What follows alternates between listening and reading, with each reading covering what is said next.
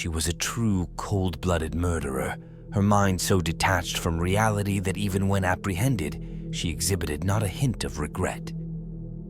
This tale, it's quite bizarre, but what's most astonishing is her behavior after being detained. Today, we delve into the case of Cynthia Cdebaca and her victim, Geoward Estaquio. For those new here, welcome to True Crime Inspector, where we cover the most fascinating and bizarre true crime stories on the internet. If this piques your interest, think about subscribing. So get comfortable in your seat and let's now unfold the story of Cynthia Cdebaca and Geoward Estaquio. Our story takes place in Fallbrook, California, where Cynthia Casey Cdebaca was born on February 11, 1951. She was a single mother to a daughter named Laura Cdebaca.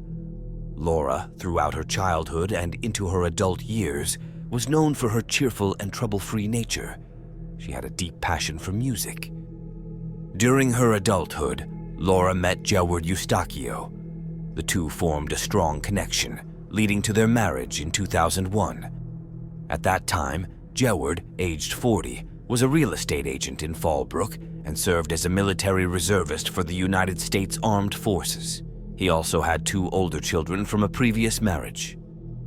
Geoward was successful in his career, and with Laura also working as a real estate agent, they achieved financial stability. They resided on a pleasant street named Braemar Terrace in Fallbrook. The couple had 2 children of their own, and to the outside world, they appeared to be a content family. However, life has its complexities. By 2013, Geoward and Laura were engulfed in their busy lives, balancing full-time jobs and raising their 2 children. Geoward also dedicated time to coaching rugby at a local school, adding to the family's hectic schedule. Adding to their responsibilities was Laura's mother, Cynthia. Cynthia had previously suffered a stroke, and as a result, she moved in with the Estaquio family. They accommodated her in a special living space, the Granny Flat, an apartment located above the garage of their house. The living space was cozy and quite pleasant, and despite the circumstances, Geoward welcomed Cynthia into their home. But there was an undeniable tension between them. Geoward, a loving father and husband, was also a man of strong convictions, perhaps influenced by his military background. He was known for his strict approach as a rugby coach, and his children often felt the pressure of living up to his high standards. His older sons even described Geoward as having an assertive, alpha personality. He pushed his children hard, believing it was for their benefit. While most shrugged this off, Cynthia did not. Cynthia, the quintessentially warm and eccentric grandmother, was the polar opposite of Geoward. Disputes between them ranged from politics to parenting styles. There were concerns about Geoward's treatment towards his wife and Cynthia. In November 2013, Cynthia decided to make their home her permanent residence after noticing bruises on her daughter's arm, which she suspected were caused by Geoward. Despite some harmonious moments, the tension between Cynthia and Geoward had been mounting since 2001, escalating until 2014. Unbeknownst to them, this hostility was on the verge of exploding. Then came February 11th, 2014, a Tuesday and also Cynthia's birthday. The weather in Fallbrook was beautifully sunny, with a crisp yet warm morning. Geoward was busy with household chores and preparing to attend his daughter's spelling bee contest that morning. However, just after 8 a.m., the tranquility of the neighborhood was shattered. Calls to 911 came from neighbors around the Estaquio residence, signaling the beginning of a shocking turn of events. Sheriff's Communications Dispatcher number 10 may help you. Hi, I'm in my bathroom doing my hair, and I could hear what sounded like gunshots, and I opened my window, and I hear it sounds like a man saying, "Help me, help me." And I just took the again. I don't want to say. Yeah, there was some gunshots fired, about 5 of them behind my house, and I could hear someone yelling, "Help me." Oh, another gunshot. Another shot. I hear it. Another one. 3 more. Okay.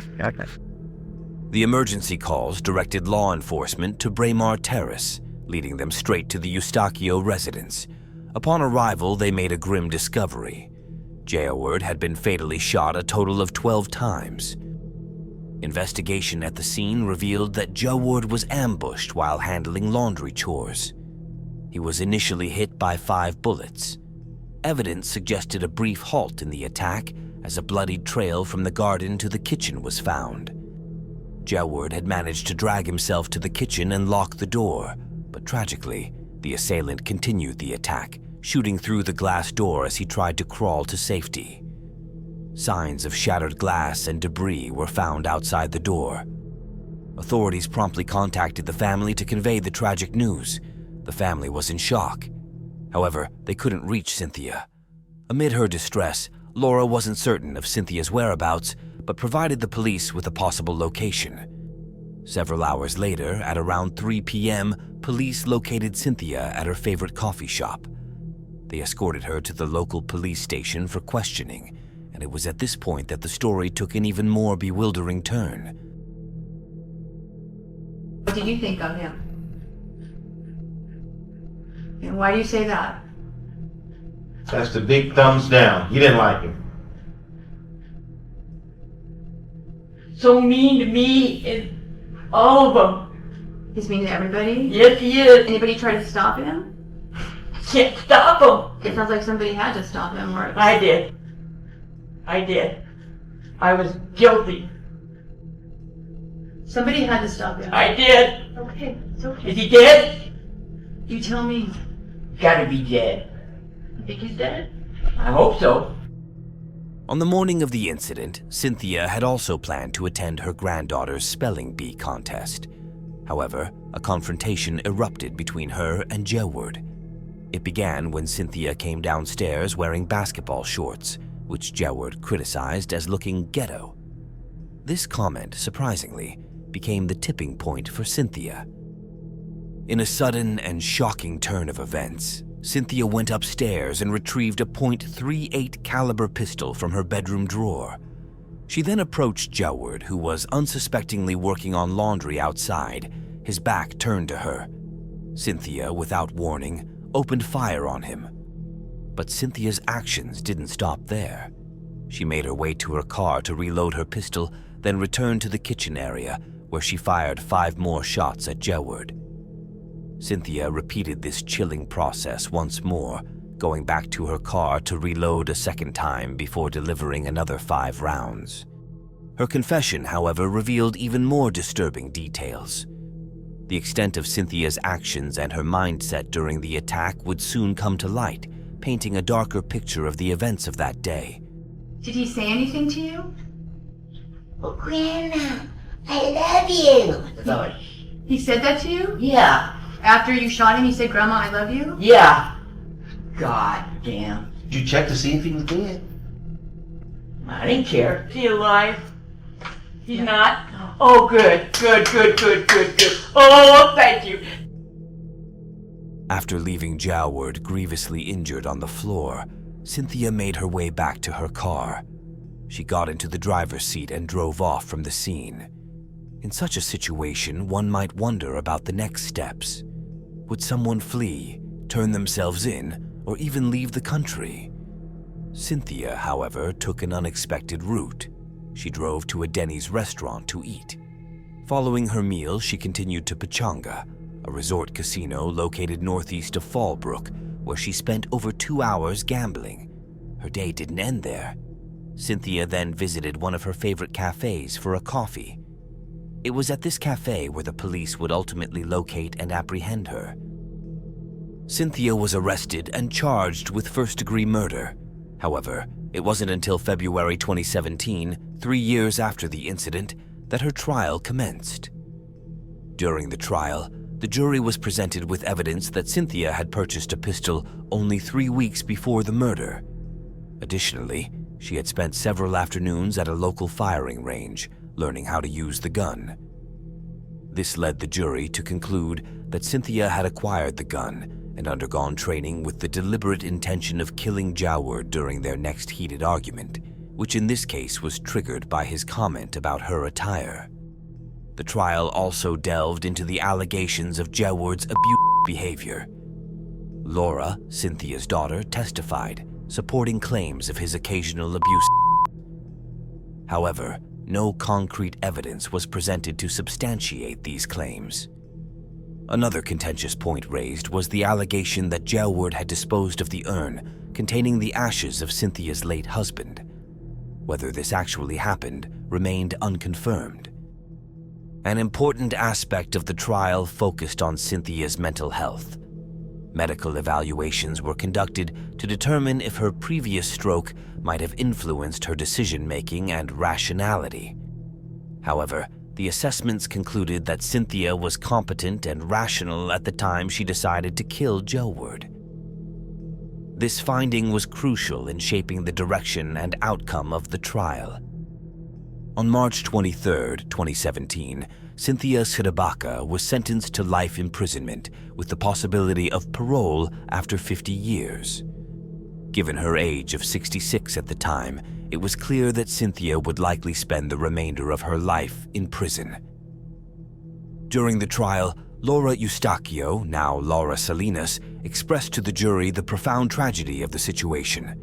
She stated, "This is a tragedy. I love my mom. I love Cynthia. There is no win here, not for anyone. It's just complete sadness." Her words reflected the deep sorrow and complexity of the case. The jury found that regardless of whether there was abuse in the household, Cynthia Cdebaca's actions were monstrous. She had deliberately chosen to end Geoward's life, showing no consideration for the consequences or any signs of remorse afterwards. In resolving a long-standing conflict, she deprived 4 children of their father, her own daughter of her husband, and the Estaquio family of a son, brother, nephew, and uncle. Cynthia's lack of remorse was further highlighted in her initial interviews with the police. The jury deemed that her actions and attitude warranted a life sentence, ensuring that she would remain behind bars for the foreseeable future. This conclusion brought an end to a case marked by complexity, tragedy, and profound loss. Despite the occasionally unbelievable and almost humorous aspects of the footage, this case remains a tragic and serious one. Geoward, while not portrayed as a perfect individual, and potentially flawed if the allegations of abuse are true, was still recognized as a loving parent. His primary aim, as shared by one of his older sons, was to ensure his children succeeded. The son reflected, "My dad was hard on us because he wanted us to do good. When we were slacking, he would get on us. That's what any dad would do.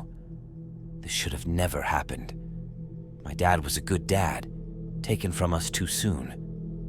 Geoward's loss was felt deeply by his family, who remembered him fondly. In conclusion, Geoward is remembered with respect. May you rest in peace, Geoward. A poignant takeaway from this story could be humorously summarized as, never question a grandma's clothing. Thank you for watching this video. Your support and interest are greatly appreciated. If you're keen on more true crime stories, please ensure you're subscribed and consider liking this video. I'm curious about your thoughts on Cynthia and Geoward's conflicts. Do you believe Cynthia was of sound mind when she committed the crime? Share your opinions in the comments below.